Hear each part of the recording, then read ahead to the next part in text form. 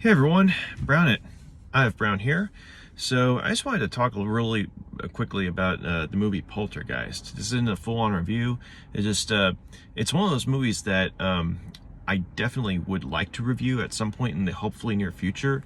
And last night was the first time in years that I'd gotten around to rewatching it, and it still holds up. Excellent movie, but one of the things I wanted to address real quick was the fact that, I mean, there's a bunch of, behind the scenes, drama as to, who really directed the movie, because it's credited to Tobe Hooper. I mean, he's credited as director, but Steven Spielberg was the executive producer.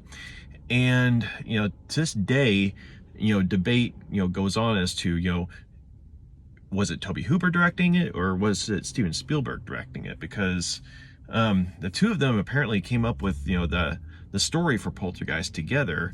Like, it started off as sort of a sci-fi home invasion type movie, and then it sort of that never happened. That movie ended up never happening, but then elements from that movie ended up making their way into the movie Poltergeist as well as the movie E.T. And so Poltergeist came out in 1982, and that was the exact same year that the movie E.T. came out. And so Spielberg was involved in both movies, and the main notion is that Spielberg had wanted to direct Poltergeist, but because of Directors Guild rules or union rules or something like that, since he was already working on E.T., he was not allowed to direct two movies at the same time. And so, a lot of people have the idea that Tobe Hooper was just kind of snagged and thrown in and to be like, hey, decoy director, while Spielberg actually directed, without, the bigwigs knowing about it, that kind of thing. And so, this is one of those things that I remember, years ago, I used to write on a website called epinions.com under the handle Real Ponderings, and it's a time I look back on, fondly to this day. I mean, I had a lot of fun, writing reviews, and Poltergeist was one of the movies I reviewed. And before I did that, though, before I reviewed that movie, I was looking up this stuff, the stories about the behind-the-scenes drama, mainly as to, who'd really directed it. And, even up to today, having seen work from both directors up to that point in time, I can definitely see, influences from both of them in Poltergeist, to where, I mean, I kind of came to, like, I could still, come to the same conclusion that I did, all those years ago when I wrote the review for Poltergeist, and that, I feel like the movie really should have been credited to both of them as directors. But the thing is, I wasn't there. I did not see how it went down behind the scenes. I mean, it came out in 1982. I was born in 85, so obviously I wasn't there.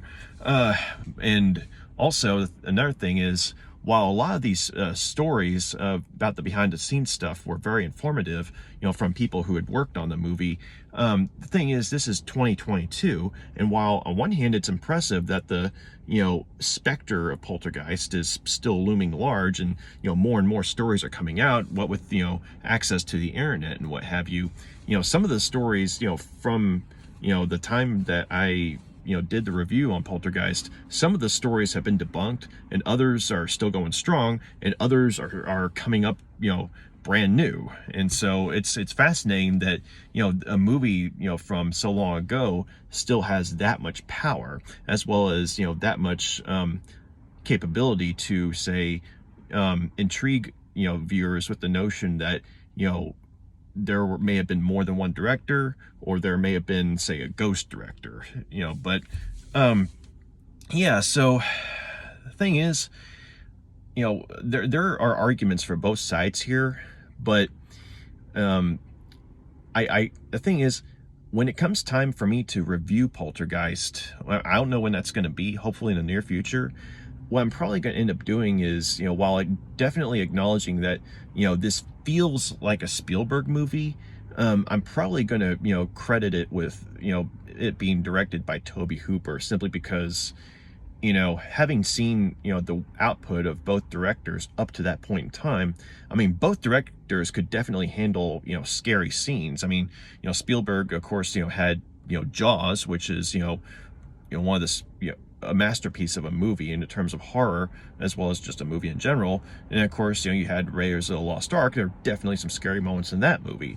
On the other hand, Tobe Hooper did the original Texas Chainsaw Massacre, which to this day is one of the scariest movies ever made.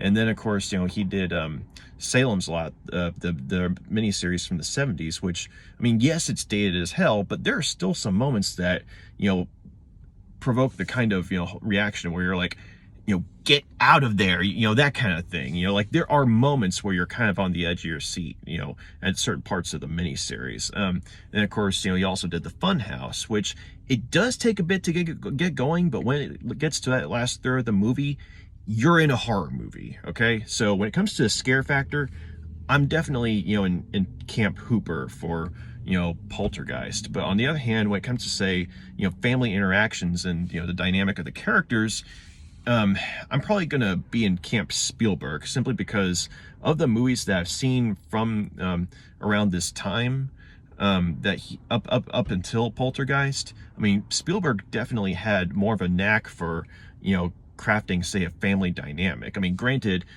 someone else wrote the screenplay, but at the same time, though, in terms of like how you see, characters interact with one another, it definitely feels more like a Spielberg film. And I'm not saying, Hooper couldn't do, character, interactions or anything like that. I mean, you look at, the Salem's Lot miniseries, and I mean, there's a lot of characters to keep track of in that movie, and there's a lot of conversations between them. And so, you kind of, I mean, both directors could pull it off, obviously, but just, in terms of, character and family dynamic, Spielberg, I think, had the advantage. So I would not at all be surprised if this was really, I mean, this was obviously a collaboration between the two.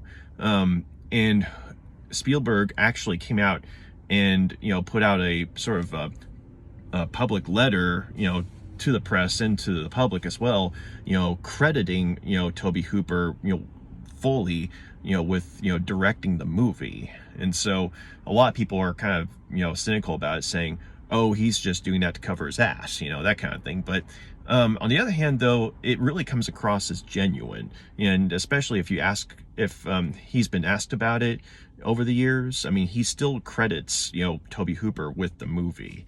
And so, unfortunately, though, some of the people who were involved in the movie are no longer with us. Case in point, Tobe Hooper. He died a few years ago. And so, maybe it's just sort of, sentimentality on my part, but, having watched Poltergeist, or rewatched it, I should say, and seeing how it still holds up over the years, I mean, it's a fantastic movie. I mean, it's a great horror movie, and it's a great, family drama as well. And so, I just, I guess maybe the sentimentalist in me, is wanting to say that, it may have been produced by Spielberg, and he may have, had a guiding touch on the movie and a significant influence on how it was filmed. But I want to say that this was ultimately, Tobe Hooper's baby, albeit guided by Spielberg, since Spielberg, was kind of, the bigger name at the time, and he was on top of his game, creatively speaking. So, another school of thought is that, Tobe Hooper did direct the movie, but unfortunately Spielberg, in his enthusiasm to be involved in Poltergeist, might have had too strong of a guiding hand, and so unfortunately, like, him being the bigger name, whenever the press was involved, they tended to fixate on Spielberg. And Tobe Hooper, was by most accounts, the kind of person who, was good at what he did, but he just kind of, when it came to, say, interacting with, with multiple, groups of people or large crowds, he just kind of faded into the background, whereas Spielberg was more like, hey, the more the merrier, that kind of thing. And so that might have, gave the impression that Spielberg was really calling the shots as far as, directing the movie and what have you. But then again, it's like this school of thought saying, Tobe Hooper actually directed it. It's just, Spielberg may have gotten a little too involved, at the cost of, Hooper being, ousted in terms of like press, public relations wise, from his own movie, not professionally, but just, as far as public perception goes. But anyway, though, yeah, just I wanted to, throw that out there. And like I said, whenever I do review Poltergeist, I'm probably going to just, straight up say that, this is Tobe Hooper's movie. I mean, like I said, I wasn't there, so I don't know for sure how it went down, other than what I've, seen and read. But, just, from being able to put stuff together, and coming to my own conclusion, I'm going to probably say that, when it comes time to reviewing the movie, Tobe Hooper did direct Poltergeist, but he had, he had a lot of guidance from Steven Spielberg, though. So hopefully, this, rambling makes sense. But anyway, though, yeah, this, wanted to throw some thoughts out there. And you got any questions, comments, please feel free to drop a line, let me know. And yeah, y'all have a good day. Bye.